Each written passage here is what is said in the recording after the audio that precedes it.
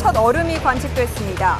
단풍이 깊어진 강원도 유명산은 완연한 가을을 만끽하려는 등산객들로 북적였습니다. 중국 불법 어선이 해경 고속단정을 충돌 공격해 침몰시키는 초유의 사태가 발생했습니다. 조동수 단정장에게 급박했던 침몰 상황 직접 들어봅니다. 북한 노동당 창건일을 하루 앞두고 동시다발적 도발 정황이 포착됐습니다. 북한 매체는 선제 타격할 수 있다며 위협했습니다. 금융위원회가 예정이 없던 광고까지 만들어 문학의 황태자 차은택 씨를 밀어줬다는 의혹이 제기됐습니다. 단독 보도합니다. 도널드 트럼프의 음담패설 녹취 파일이 또 공개됐습니다. 낙마 위기에 내몰린 트럼프는 내일 2차 TV 토론에서 사활을 건 반격에 나섭니다.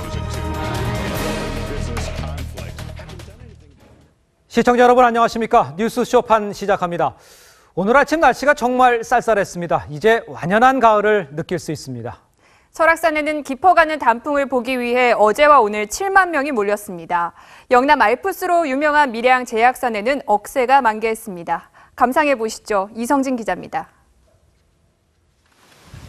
하늘과 맞닿을 듯 해발 700m에 펼쳐진 억새밭. 확 되게 속이 시원하다. 아또 좋다. 수백 마리 은빛 야생마가 달리듯 가을 바람에 억새들이 춤을 춥니다.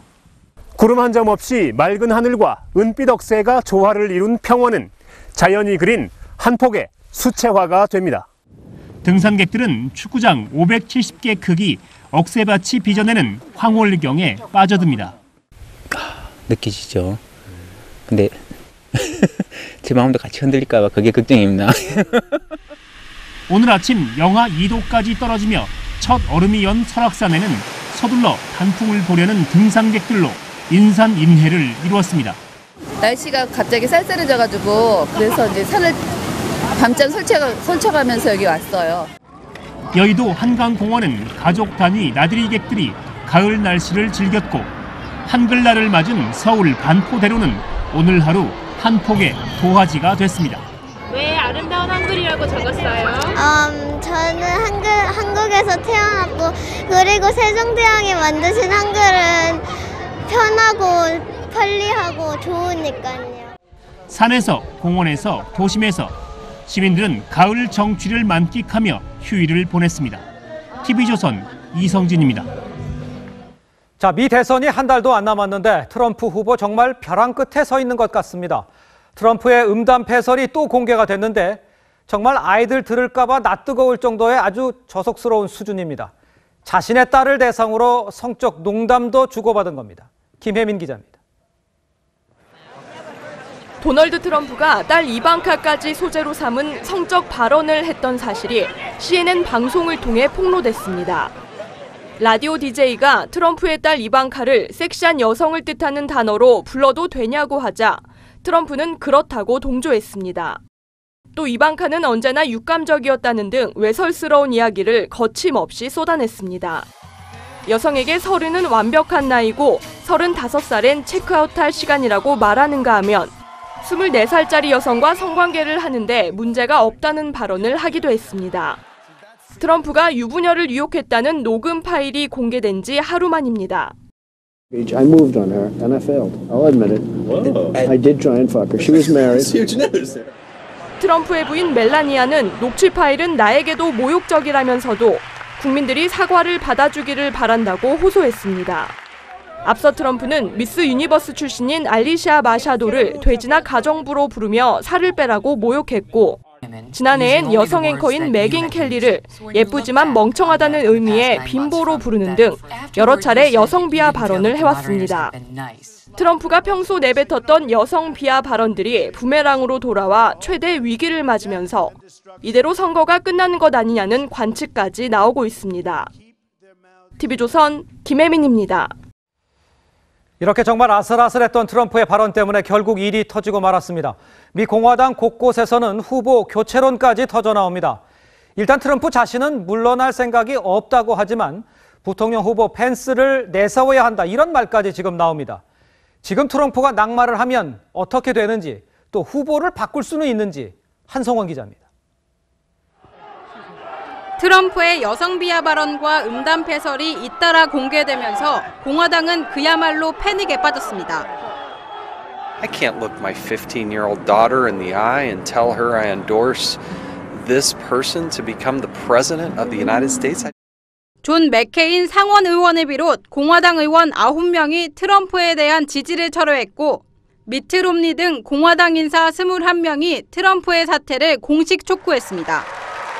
러닝메이트인 마이크 펜스 부통령 후보도 용납하거나 방어할 수 없다면서 공동 유세를 취소했고 폴 라이언 하원 의장도 구역질이 난다고 말했습니다.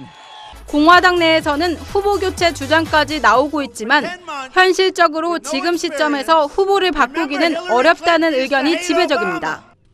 공화당 규칙에 따르면 이미 전당대회에서 지명된 후보는 사망이나 자진 사퇴 등의 이유로만 바꿀 수 있습니다. 하지만 트럼프는 사퇴 의사가 전혀 없다고 밝히고 있습니다. 그래서 공화당 주류들은 일단 트럼프와 거리를 두면서 4년 이후를 준비하는 장기전에 갈 가능성이 큰 것으로 보입니다. 만약 트럼프가 극적으로 사퇴 의사를 밝힐 경우 펜스 부통령 후보가 가장 유력한 새 후보로 거론됩니다. TV조선 한송원입니다.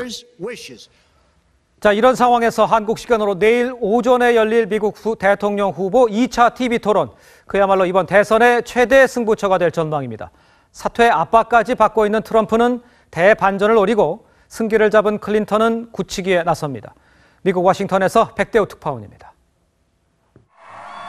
힐러리 클린턴은 2차 TV 토론에서 여성과 부동층을 집중 공략해 우세의 우비를 확실히 거머쥔다는 각오입니다.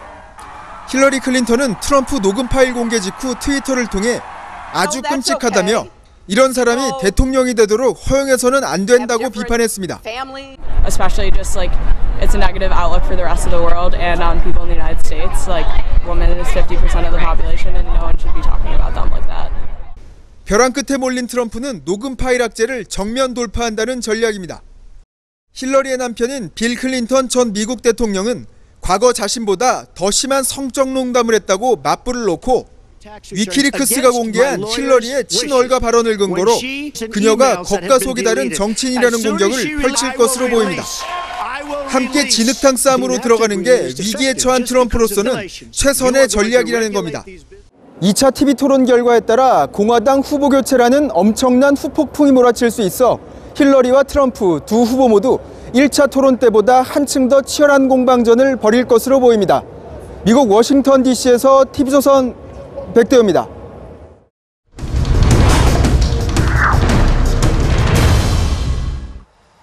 네, 서해 바다에서 중국 어선의 불법 조업, 어제 오늘 문제가 아닙니다.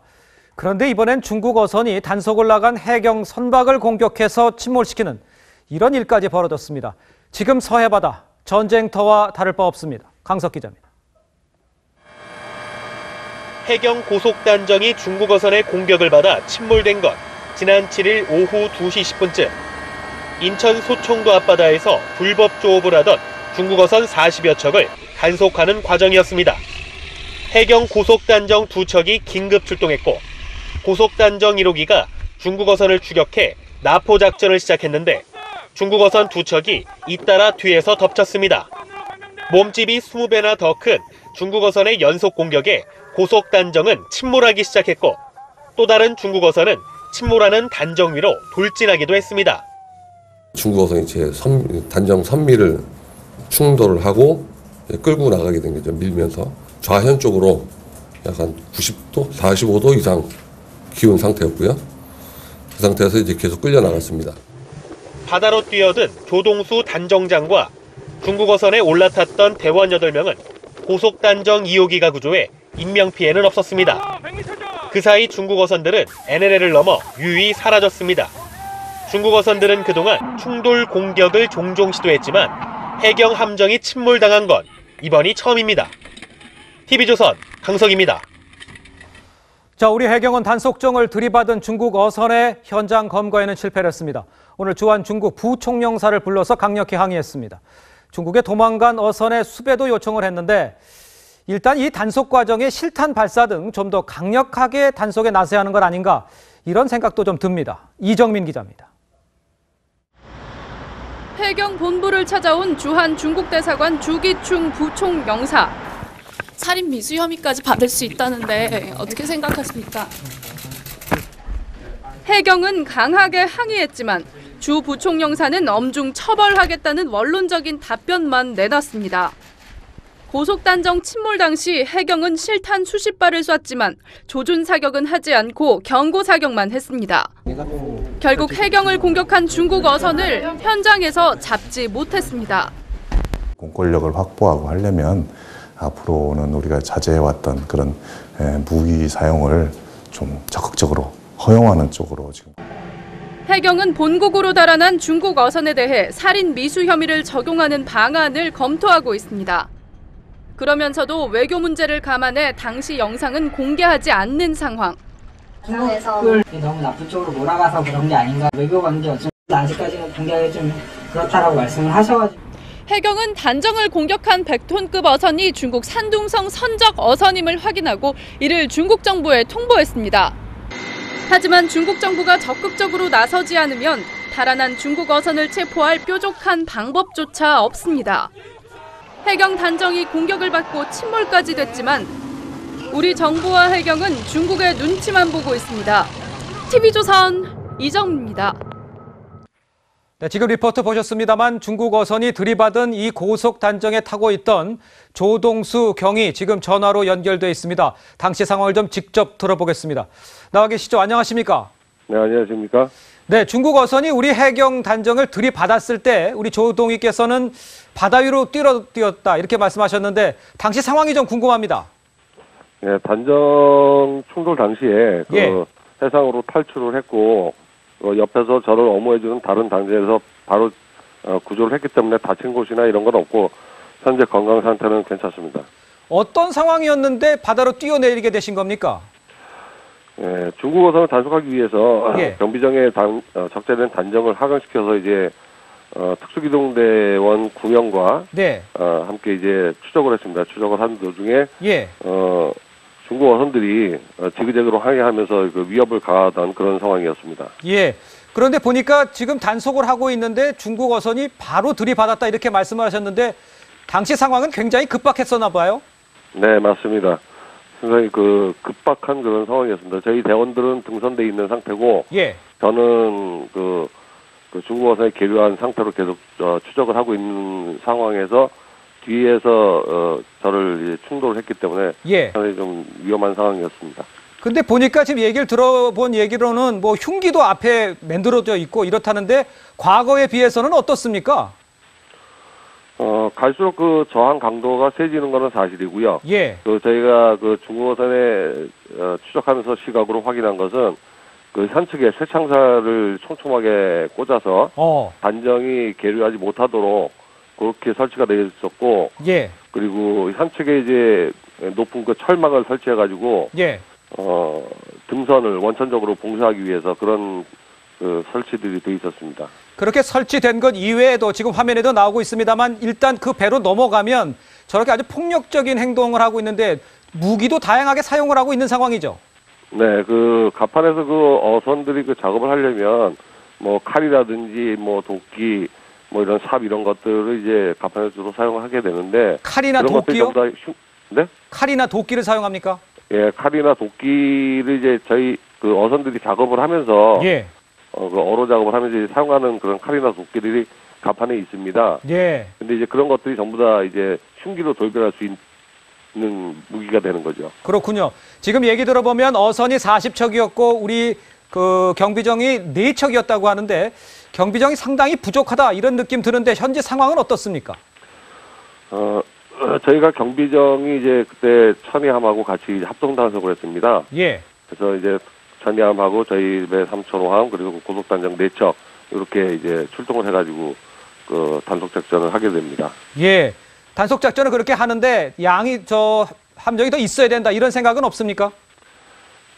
함정이 많으면 좋겠지만 뭐 저희 국가 재정 상태도 있고 우리 해경본부 쪽에서 그런 거를 해소하기 위해서 열심히 노력하고는 있습니다. 지금 몸 상태는 어떠십니까? 지금 상태에서? 좀 피곤하긴 한데 괜찮습니다. 알겠습니다. 지금까지 조동수 고속단정정량님 전화 연결해서 직접 이야기 나눴습니다. 감사합니다. 몸조리 잘하십시오. 네, 감사합니다. 내일이 10월 10일 북한 당 창건일입니다. 북중 접경지에서 이동식 미사일 발사 준비 움직임이 계속 포착되고 있는데요. 서너 군데에서 동시 도발 징후를 보이고 있는 북한이 언제 어떻게 도발할지 우려됩니다. 김정우 기자의 보도입니다.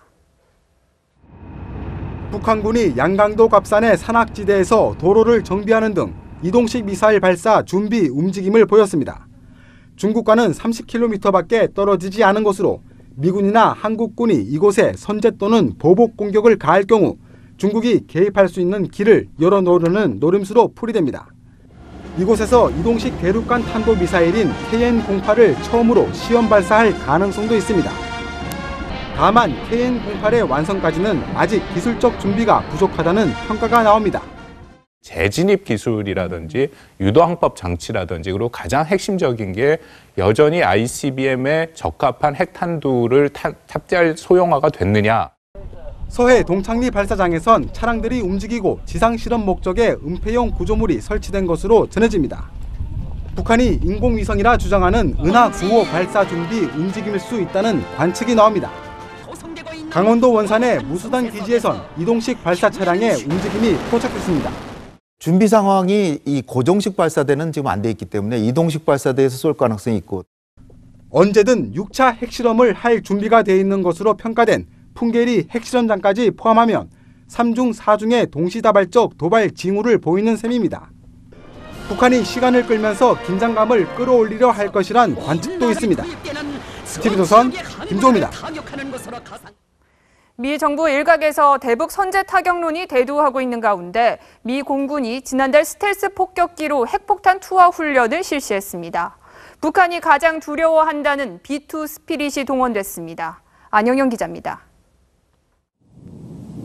하늘의 유령으로 불리는 미국의 스텔스 폭격기 B2 스피릿. 세계에서 가장 촘촘하다는 북한 방공망을 피해 평양을 초토화할 수 있다는 평가를 받고 있습니다. 미 공군은 지난달 네바다주 사막지대에서 B2 폭격기 2대를 동원해 핵폭탄 투하 훈련을 했습니다. 지하시설까지 파괴할 수 있는 벙커버스터형 핵폭탄인 B-61-11과 B-61-7을 떨어뜨리는 훈련이었습니다.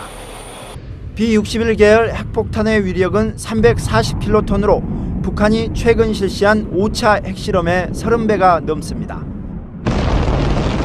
폭탄 투하 훈련은 핵물질을 제거한 모이탄에 감지기와 기록장치를 장착하는 방식으로 진행됐습니다. 미 공군은 무기체계 성능을 유지하기 위한 것이라고 밝혔지만 대북 선제 타격론과 무관치 않다는 분석입니다.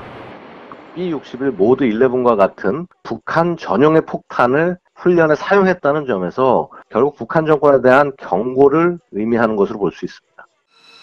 실제로 미국은 한반도 유사시 전략무기가 출동하는 괌에 B2 폭격기를 순환 배치하고 있습니다. 한편 지난달 5차 핵실험 이후 준국가 비상체제를 유지 중인 청와대는 주말에도 비상대기하면서 북도발 움직임을 점검하고 있습니다. 우리 군도 경계태세를 격상한 채 정찰 활동에 주력하고 있습니다. TV조선 안형량입니다. 북한 인권 문제 저격수로 통하는 사람이 있습니다. 서멘사 파워 유엔 주재 미국 대사인데요. 북한 핵실험 10년이 되는 오늘 파워 대사가 판문점을 찾았습니다. 파워 대사가 밝힌 북핵 대응책이 무엇인지 정혜정 기자가 보도합니다. 서멘사 파워 유엔 주재 미국 대사가 판문점 군사분계선 앞에 섭니다. 북측 경비병들이 카메라로 촬영하며 비상한 관심을 보입니다. 유엔 주재 미국 대사의 판문점 방문은 처음입니다. 파워 대사는 미국도 북핵 위협을 한국처럼 진지하게 받아들이는 만큼 고강도 추가 제재에 나설 것이라고 했습니다. To find new ways to make it harder for the DPRK to obtain the materials and the hard currency, we are committed to using all the tools in our toolkit. 중국도 겨냥했습니다. 일부 국가가 제재 예외 규정을 악용하는데 북의 외화 획득을 엄격히 제한하겠다고 했습니다. 하나원에서 탈북자들을 만난 파워 대사는 북인권 문제에 최선을 다하겠다고 했습니다. To shine the world spotlight on some of the worst crimes that really no parallel in this world of ours. TV조선 정혜전입니다.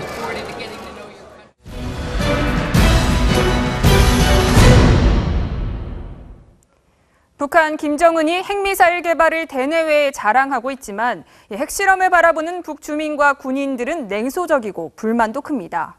이러다 굶어 죽을 수 있다는 말까지 나오는데 4차 핵실험 직후 터져나오는 북한 주민들의 육성을 김미선 기자가 단독 입수해 보도합니다. 북한 핵실험에 대한 인민군 장병의 불만은 상상을 넘어섭니다.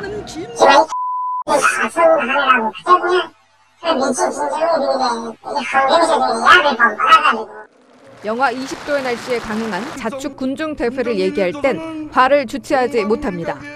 사실 난 너무 아프다. 나도 지금 영하 20도인데 손발이고 꽁 얼게 만들고 완전히 미쳤다는데. 밀무역자들은 강화될 대북 제재, 먹고 살 걱정뿐입니다. 중국이가 정글만 좀 드려요 하는데 큰일이에요 이게. 그나마 그거 가지고 먹고 살았는데 이게 어떻게 했으면 좋겠는지 모르겠어. 그럼 핵실험 이제 그만했으면 좋겠어. 핵실험 대해서는 잘 모르겠습니다. 사람들이 그에 대해서 관심이 없고요. 왜 물어보는데요?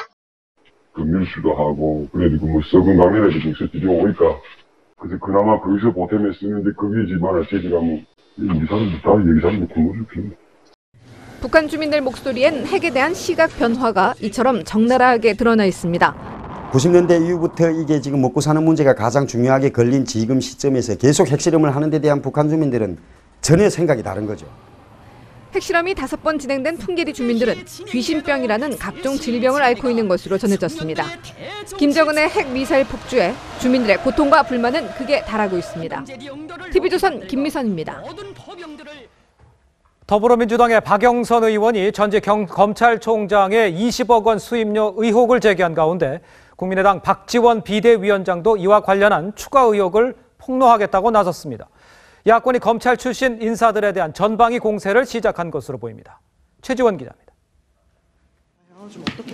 국민의당 박지원 비대위원장은 전직 검찰총장의 20억 원 수임료 의혹과 관련해 추가 의혹을 제기했습니다. 20억이 전 검찰총장이 수임한 전체 다가 아니라 그 4개 변호사 사무실 혹은 로펌에서 한 거니까. 수사 무마 대가로 자문료 20억 원을 수령한 사람이 전직 검찰총장 1명만이 아니라 다른 로펌과 변호사 사무실 3곳이 더 있다는 얘기입니다.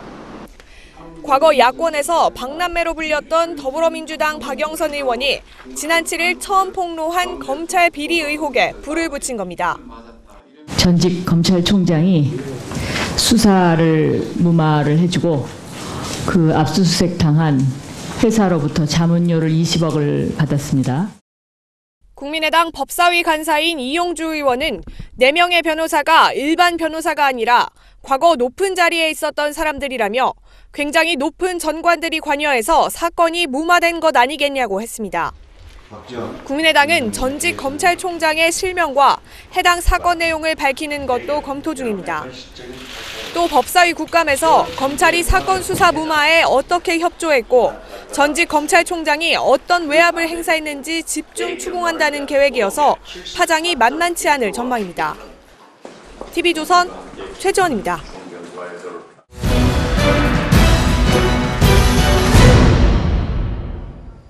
네, 금융위원회가 예정에 없던 광고를 만들면서 경쟁 없이 한 업체에게 일감을 줬습니다. 누구한테 줬는지 봤더니요, 요즘 문학의 황태자로 불리는 그 차은택 씨의 광고에서였습니다. 무슨 일이 있었던 걸까요? 박경준 기자의 단독 보도입니다. 지난 1월부터 4월까지 방영된 금융개혁 캠페인 크라우드 펀딩편 광고입니다. 광고주는 금융위원회로 제작비 1억 3천만 원이 들었습니다. 이 광고를 만든 회사는 차은택 전 문화창조융합본부장이 직접 운영하는 아프리카 픽처스. 금융위는 작년 11월 12일 관련 금융기관들과 2편의 금융개혁 캠페인 광고를 제작하기로 협의했습니다. 광고 제작은 금융위 홍보 관련 업무 일부를 담당하던 B사가 맡았습니다. 하지만 금융위는 올해 1월 계획에 없던 크라우딩 펀드편 광고를 추가했고 아프리카 픽처스가 제작업체로 선정됐습니다. 공개 입찰도 없었습니다. 금융위 관계자는 업체 선정은 문체부 파견 직원의 추천이었다고 말했습니다. 문화부 사무관이 이제 영상 같은 거 시작도 많이 하고, 그럼 어디 좀 문화부에 알아보던지 아니면 스위치를 해봐라. 그랬더니 그때 이제 아프리카 픽처스가 왔더라고요. 당시 차은택 씨는 창조경제추진단장 겸 문화창조융합본부장을 맡고 있었고 김종덕 문체부 장관, 김상률 전 교육문화수석 등과도 사적 카르텔을 형성하고 있었습니다. 정부의 전반적인 정책 홍보를 차은택 씨 측에 몰아주었는지 전반적인 조사가 필요합니다. 차 씨가 비선 실세를 등에 업고 있었던 탓에 막강한 영향력 행사가 가능했다는 분석이 나옵니다. TV조선 박경주입니다. 김영란법 시행 이후 저녁 약속 자리가 많이 줄었죠. 덕분에 가족의 식탁이 바뀌고 있습니다. 가족 단위로 장을 보는 사람들이 늘면서 마트의 식품 매출도 크게 늘었습니다. 김지아 기자입니다. 경기도 일산의 한 대형마트. 가족과 함께 먹을 소고기를 담고 과일도 넉넉히 챙겼습니다. 가족에 맞춰 장을 보러 온 이들이 크게 늘었습니다. 집사람이 주로 좋아하는 과일하고요. 애기들이 좋아하는 고기류 샀는데 회사 친구들이 많이 회식을 한다 하더라도 술을 안 먹는 분위기고. 김영란법이 시행된 이후 이 마트의 육류 제품 매출은 지난해 같은 기간보다 37%나 껑충 뛰었습니다. 수산물과 과일 매출도 각각 26%, 23%씩 늘었고 집에서 술을 마시는 사람들이 많아지면서 맥주와 와인 매출도 16%, 11%씩 증가했습니다. 업무와 연관된 저녁 식사나 접대 술자리가 줄고 대신 일찍 퇴근해 가족과 식사를 하는 사람들이 늘어난 걸로 분석됩니다. 김영란법 이후에 회식 자리라든가 저녁 식사 자리에서 많이 찾으시던 고기류라든가 맥주류 그리고 와인류가 매출이 크게 많이 나타났습니다. 저녁과 주말이 있는 삶을 가져온 김영란법. 우리의 저녁 분위기가 점점 바뀌고 있습니다. TV조선 김자입니다. 한국판 블랙 프라이데이인 코리아 세일 페스타가 진행 중인데요. 북적대는 백화점과 달리 일부 전통시장 상인들은 행사가 진행 중인지도 모르고 있습니다. 황민지 기자입니다. 세일 페스타 현수막이 곳곳에 걸린 백화점. 면세점은 발디딜 틈이 없습니다. 而且乐天的购物环境也不错，所以说作为游客，我们来韩国的话，都会买一点东西自己用或者带回去给朋友用。 작년 행사와 비교해도 주요 백화점 5곳은 15.7%, 면세점 9곳은 22.1%나 매출이 늘었습니다. 여러 상품을 많이 준비하여서 전년보다 6% 정도 영업이익이 신장하였습니다. 그런데 전통시장은 분위기가 사뭇 다릅니다. 북새통을 이루는 백화점과 800m가량 떨어진 한 전통시장입니다. 주말임에도 보시는 것처럼 매우 한산합니다.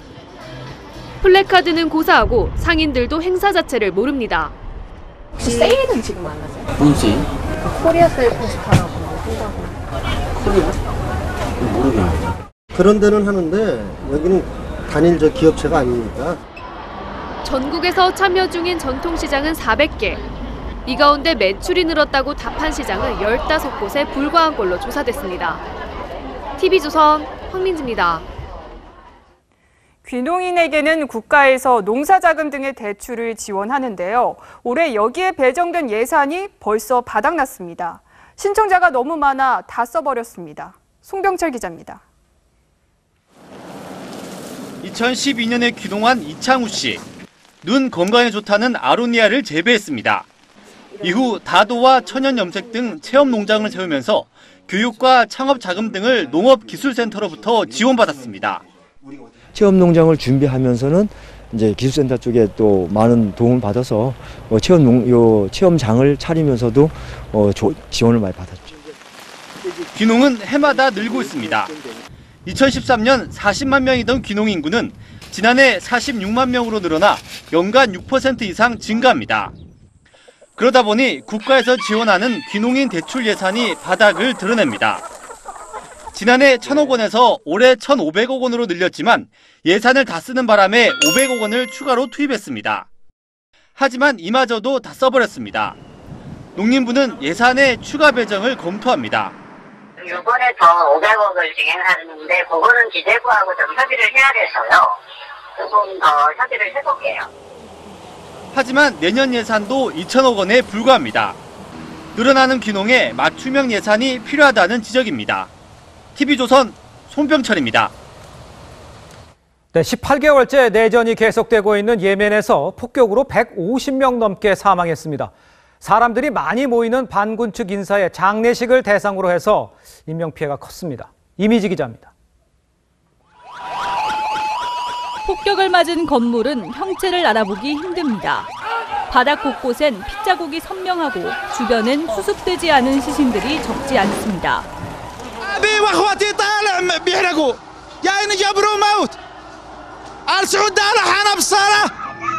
현지 시간 8일 예멘 수도 사나의 한 장례식장이 폭격을 당해 150명 이상이 숨지고 500여 명이 다쳤습니다.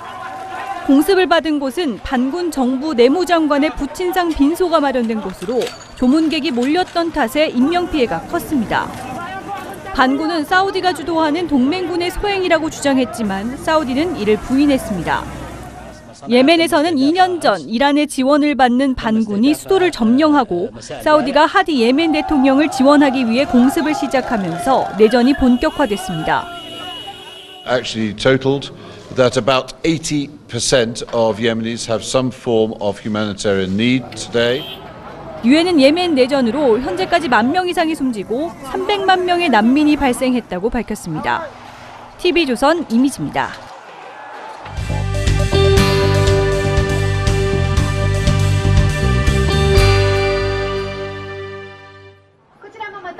한 여성이 가구 서랍에 옷을 아무렇게나 집어넣습니다. 화면에는 티셔츠를 인식했다며 옷을 접는다는 문구가 뜹니다. 내부에 있는 로봇이 인공지능을 활용해 옷을 개는 겁니다. 일본의 로봇 제조사가 선보인 빨래 개는 기계입니다. Time taken for laundry folding is around 9,000 hours. That's 375 days in total. So if you have the people with Landroid, you'll have more spare time of 375 days. 이 기계는 한 번에 의류 30벌을 갤 수 있습니다. 하와이에서 스노클링을 하던 여성. 물고기가 헤엄치는 푸른 바닷속에서 이상한 장면을 발견합니다. 문어를 공격하는 장어. 사투 끝에 아침 식사를 마친 장어는 배가 차지 않았는지 여성을 향해서도 달려들었는데 다행히 여성은 크게 다치지 않았습니다. 앳돼 보이는 여성의 배가 심하게 불러 있습니다. 초음파에는 12주 된 태아의 형태가 보입니다. 지난 4일 중국 쉬저우시 병원에 이 여성과 중년 남성이 임신 테스트를 위해 방문했습니다. 남성은 이 여성이 20살이라고 했지만 수상하게 여긴 병원 직원들이 경찰에 신고했습니다. 조사 결과 이 여성은 12살이었고 중국 신분증도 없었습니다. 중국 경찰은 이 여성이 납치되거나 외국인 신부로 매매된 것으로 보고 있습니다. TV조선 김지수입니다.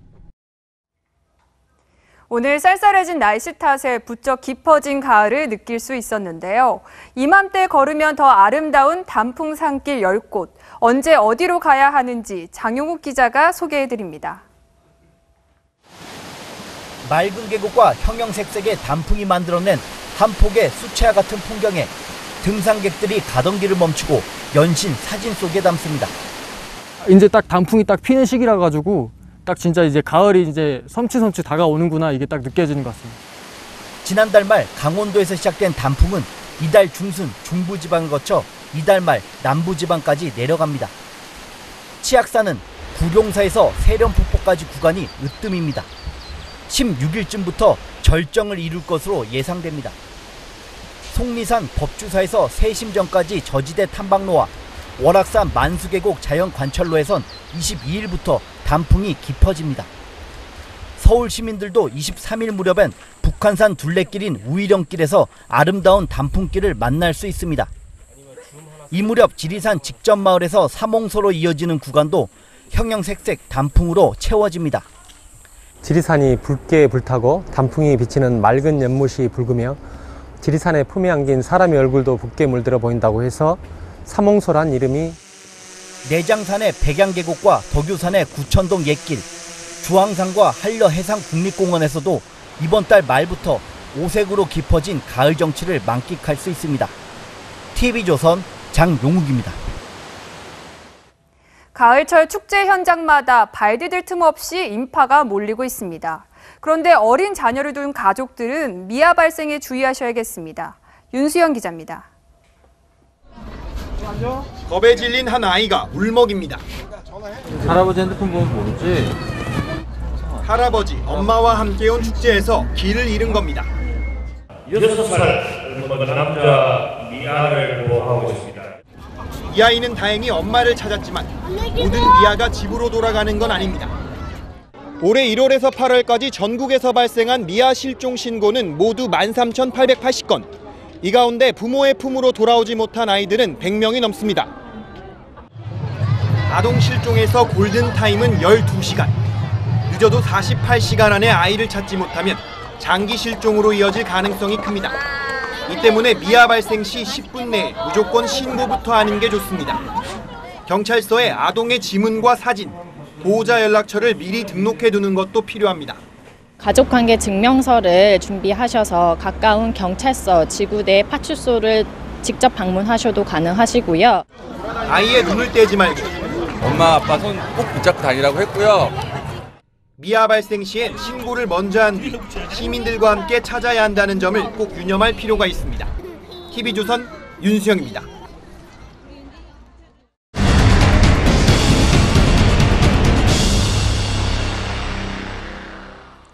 어제 서울 여의도의 밤하늘을 수놓은 불꽃은 참 아름다웠습니다. 100만 명이 몰려 불꽃 축제를 즐겼는데요. 그런데 그 뒷모습은 어떨까요? 넘쳐나는 쓰레기로 한강공원이 몸살을 앓았습니다. 최수용 기자가 현장 취재했습니다.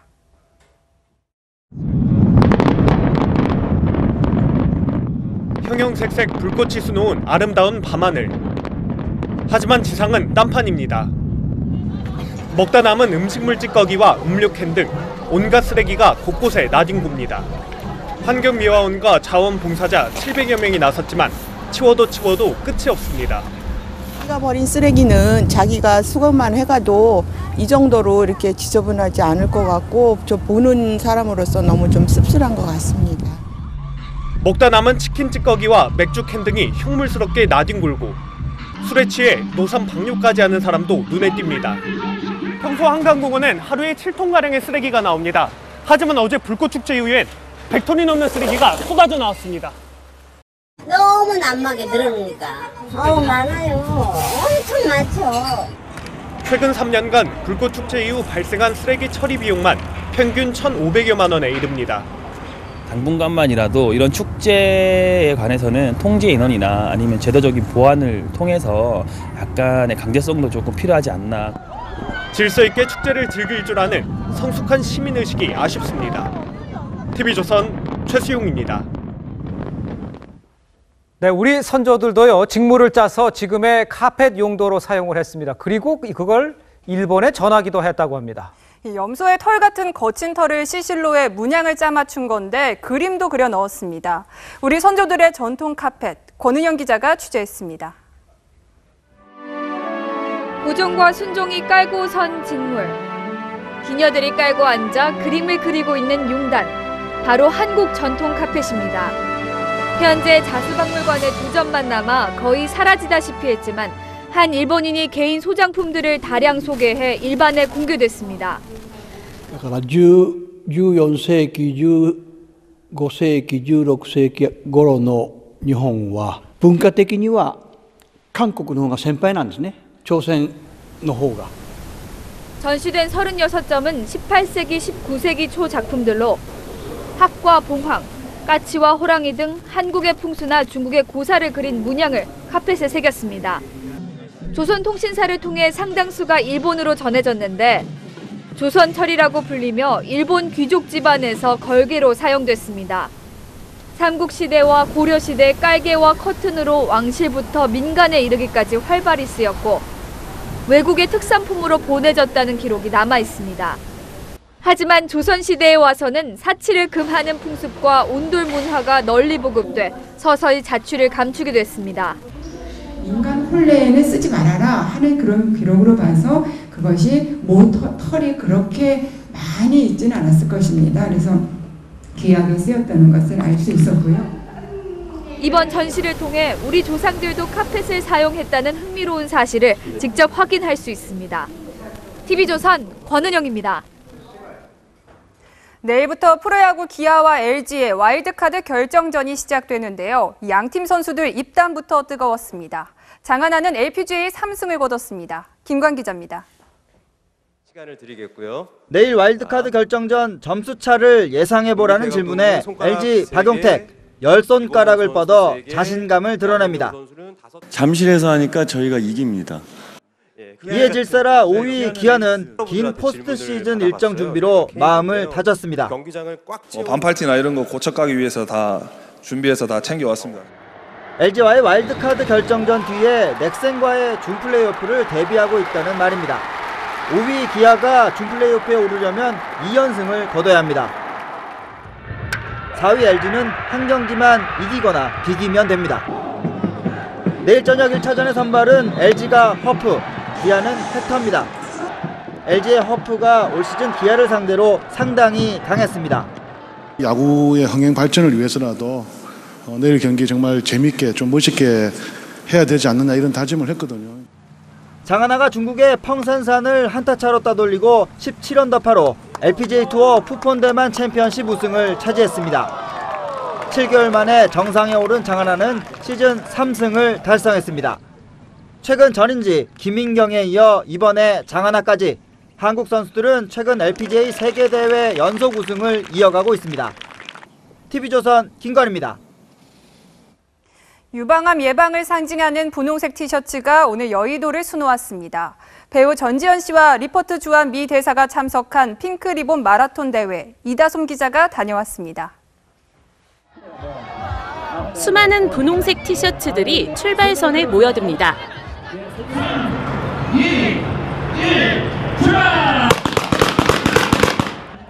폭죽 소리와 함께 10km 코스의 마라톤이 시작됩니다. 오늘 오전 서울 여의도 공원에서 열린 유방암 예방을 위한 핑크리본 사랑 마라톤 대회입니다.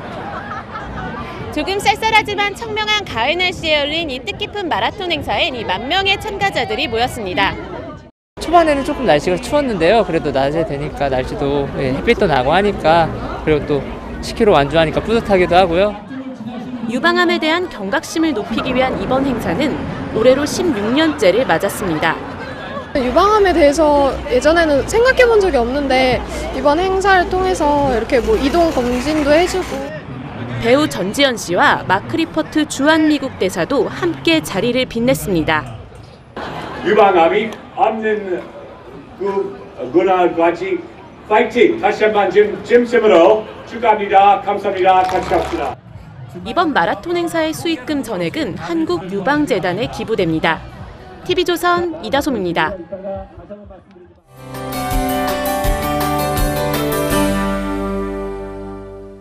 내일 아침도 오늘만큼 쌀쌀하겠습니다. 든든하게 입으셔야겠는데요. 일부 산간에서는 서리가 내리거나 물이 어는 곳도 있겠습니다. 다행히 추위가 오래 가지는 않겠는데요. 모레부터는 평년 기온을 회복하겠습니다. 내일 고기압의 영향권에서 청명한 하늘이 이어지겠고 대부분 지역의 아침 기온이 한 자릿수로 출발을 하겠습니다. 낮 기온은 오늘보다 조금 높겠습니다. 한편 북한의 미사일 도발 가능성이 제기되고 있는데요. 동창리는 내일 맑겠고 모레는 다소 흐리겠습니다. 바다의 물결은 먼 바다를 중심으로 조금 높게 일겠습니다. 날씨 정보였습니다. 내일 10월 10일 노동당 창건일을 앞두고 북한의 동시다발적인 도발 징후가 감지됩니다. 한미가 예의주시하곤 있지만 대륙간 탄도미사일 발사 등 도발을 감행하면 어떻게 대응할지 구체적 방안은 아직 없는 것 같습니다. 이번에도 또 규탄 성명 내고 폭격기 비행 등 보여주기식으로는 안 됩니다. 어떤 위험과 희생을 무릅쓰더라도 국민과 나라를 지키기 위해서 원치 않는 결단을 내릴 수 있다는 것, 북한 김정은에 정확히 전해야 합니다. 뉴스쇼 판 마칩니다. 시청자 여러분,